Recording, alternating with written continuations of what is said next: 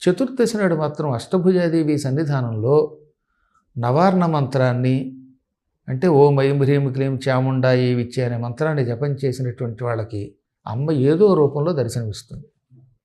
దర్శనం చేసుకున్నవాడు దీన్ని స్వార్థానికి వినియోగించుకోకుండా ఉంటే ముక్తి పొందుతాడు. ఇవాళ మీకు తెలియదే ఉంది, కొద్దిగా వచ్చిందంటే అక్కడి నుంచి వాడు నేనే దేవుణ్ణి అంటాడు.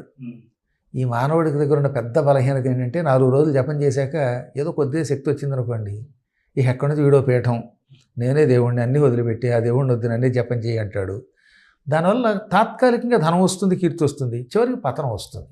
అందుకని ఇంటర్వ్యూలు ఇవ్వడానికి కొంచెం జంకుతూ ఉంటాను నేను. భగవతి యొక్క అనుగ్రహం వల్ల, భగవద్ అనుగ్రహం వల్ల ఆ దురహంకారం నాకు రాదని, ఈ మంత్రానుష్ఠానంతో లౌకిక ప్రపంచంలో పడి భ్రష్టుని కానని నాకు ఒక నమ్మకం. ఏదేమైనా వింధ్యాచల నివాసినికి వెళ్ళండి, దర్శనం చేసుకుని తరించండి.